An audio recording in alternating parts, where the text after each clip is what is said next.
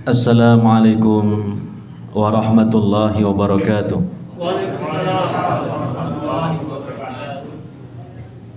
Alhamdulillahi rabbil alamin. Wassalatu wassalamu ala nabiyyina Muhammadin wa ala alihi wa sahbihi ajmain wa man tabi'ahum bi ihsanin ila yaumiddin. Wa qala ta'ala fi kitabihil karim, Ya ayyuhalladzina amanu kutiba alaikumus siyam kama kutiba alal ladzina min qablikum la'allakum tattaqun. Wa qala Rasulullah sallallahu alaihi wasallam, Man qama lailatal qadri imanan wa ihtisaba ghufira lahu ma taqaddama min dhanbihi. Al-ayah wal hadis, amma ba'd.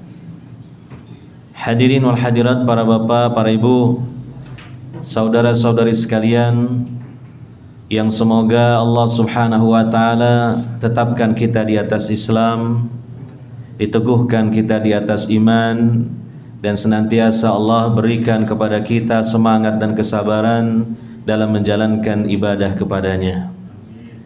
Alhamdulillah, pada kesempatan malam hari ini, malam keberapa Pak? Ngitung nama boten?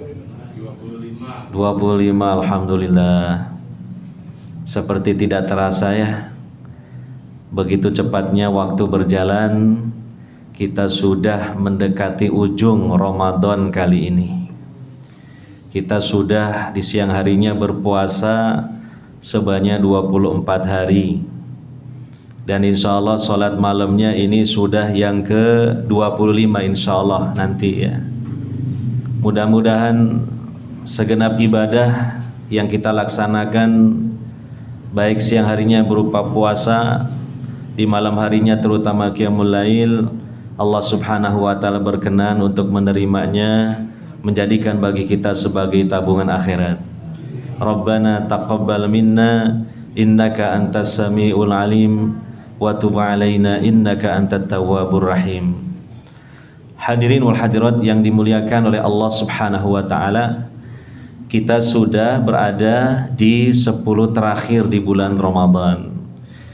Ini adalah babak penentuan. Ibaratnya orang lari itu sudah mendekati garis finish. Memang biasanya tenaganya itu sudah terkuras, tetapi karena sudah mendekati finish dan itu sebagai penentuan, maka ketika sudah merasa lemah lemas, dikuatkan kembali, disemangati kembali, dikerahkan segala tenaga dan upayanya untuk bisa mencapai garis finish. Demikian kita dalam melaksanakan ibadah di bulan Ramadan ini, jangan sampai kemudian di akhirnya malah kita loyo. Dan bahkan kita sebelum Ramadan selesai sudah banyak menyelesaikan ibadah-ibadahnya ya. Justru yang terakhir ini adalah yang menentukan. Memang banyak ya di antara hamba-hamba Allah yang melakukan aktivitas, di antaranya ibadah, semangat menggebu-gebu, menggelora itu di awal-awal. Ketika sudah berakhir, itu sudah loyo.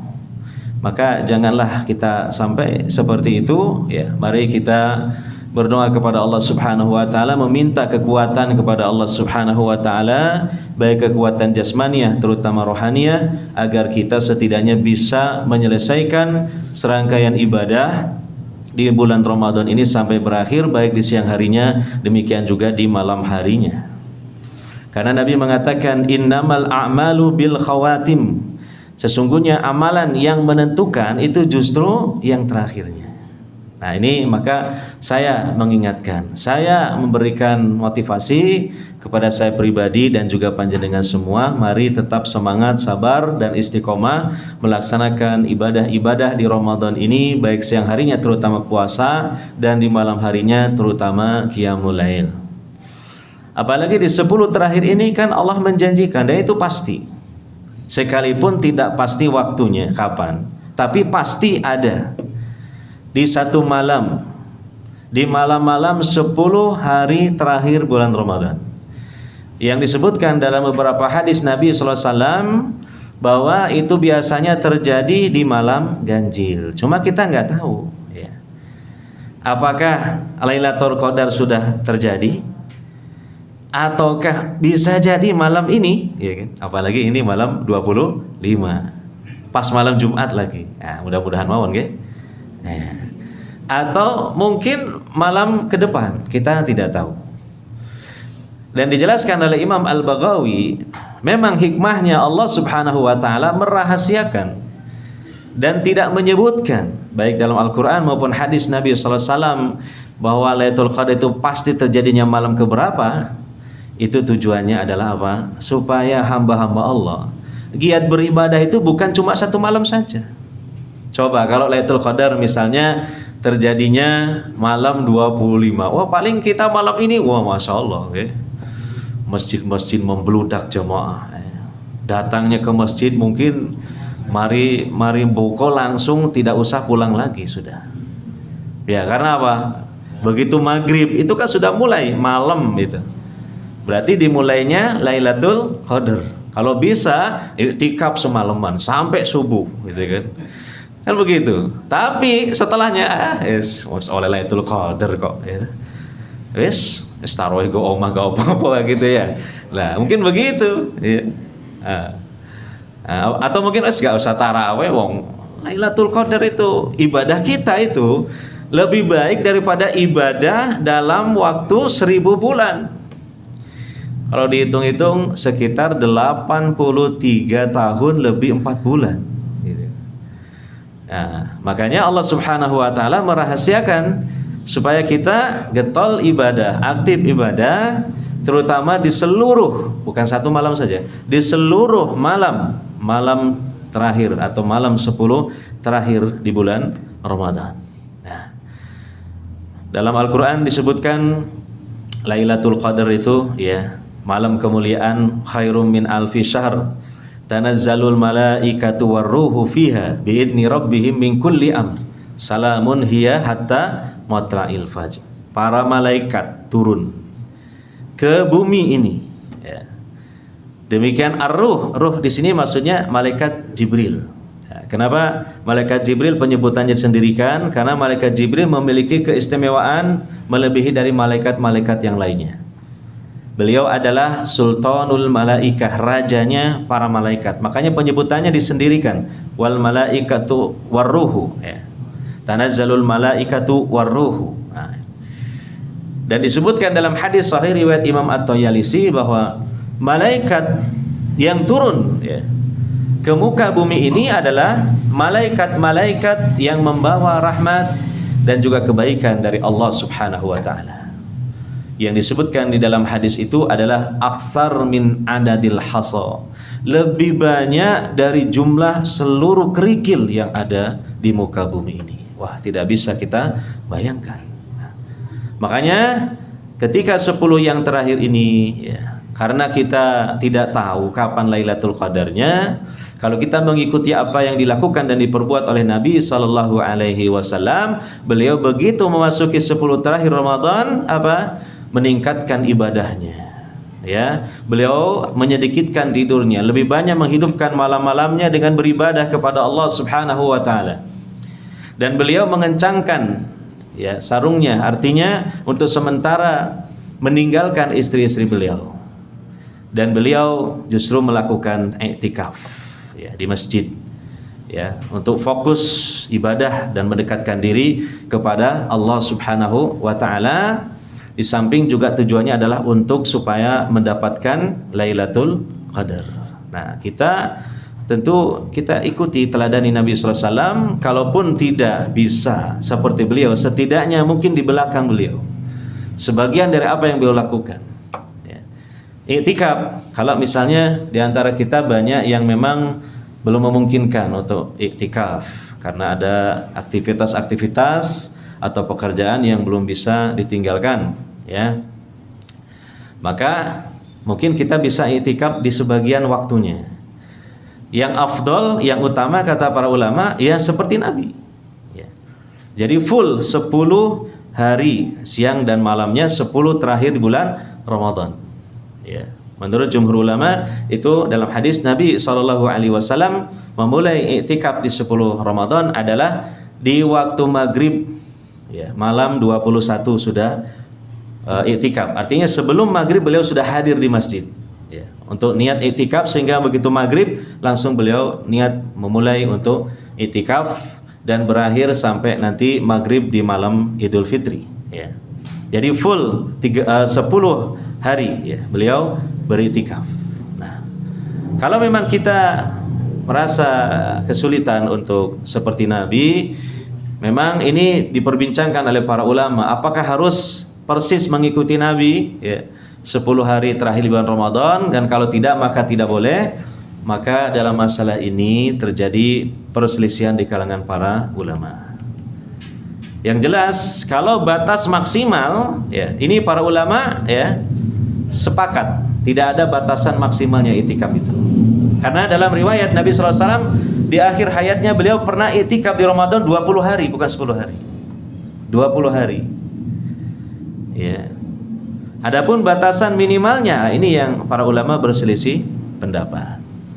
Namun saya lebih mantap mengikuti pendapat sebagian ulama, misalnya Imam Ibnu Hazm dan Imam Al-Mawardi, bahwa namanya i'tikaf ya secara bahasa artinya iqamah, berdiam diri di masjid untuk mendekatkan diri kepada Allah Subhanahu wa taala, dan tidak ada batasan waktunya baik sebentar maupun lama. Karena di dalam Al-Qur'an maupun As-Sunnah tidak ada penentuan batas berapa lamanya i'tikaf. Maka kalau kita mengikuti penjelasan ini, kita bisa untuk melaksanakannya, terutama bagi kita yang banyak kegiatan yang belum bisa ditinggalkan. Jadi misalnya di 10 terakhir ini ya mungkin besoknya libur kerja, bisalah malamnya i'tikaf gitu ya. Atau mungkin bisa i'tikaf mulai jam 12 malam, datang ke masjid niat i'tikaf ya, membaca Al-Qur'an, dzikir ya. Atau yang mungkin belum sholat taraweh, ba'da isya bisa di dini harinya ya, terus nanti sampai subuh, sampai mungkin nanti matahari terbit, dan setelah terbit bisa sholat sunnah isyraq, niatkan i'tikaf. Itu insya Allah juga memenuhi kriteria i'tikaf. Dan setelah itu keluar, nanti besoknya lagi niat lagi baru untuk i'tikaf lagi, demikian seterusnya. Nah, hadirin wal hadirat yang dimuliakan oleh Allah Subhanahu wa taala, sekali lagi karena dirahasiakan oleh Allah Subhanahu wa taala kapan terjadinya Lailatul Qadar itu, maka yang terpenting ya, agar kita mendapatkannya insyaallah selama kita diberi umur oleh Allah Subhanahu wa taala, bahkan juga kesehatan, maka begitu memasuki 10 terakhir Ramadan, kita berusaha untuk menggiatkan ibadah kita, setidaknya kita istiqomah dalam ibadah-ibadah yang kita lakukan sebelumnya, sehingga insya Allah tentu tepatlah pada satu malam yang kita juga tidak tahu, mungkin di situ Lailatul Qadar, sehingga kita sedang dalam banyak-banyak beribadah kepada Allah Subhanahu wa taala, termasuk salat malam, termasuk salat tarawih ini. Apabila kita salat tarawih ya, dan di malam itu bertepatan dengan Lailatul Qadar, maka mudah-mudahan kita mendapatkan keutamaan sebagaimana disebutkan dalam hadis Nabi sallallahu alaihi wasallam, barang siapa yang salat ya malam, salat tarawih bertepatan dengan Lailatul Qadar dengan iman dan ihtisab, mengharap pahala kepada Allah Subhanahu wa taala, maka diampunilah dosa-dosanya yang telah lalu.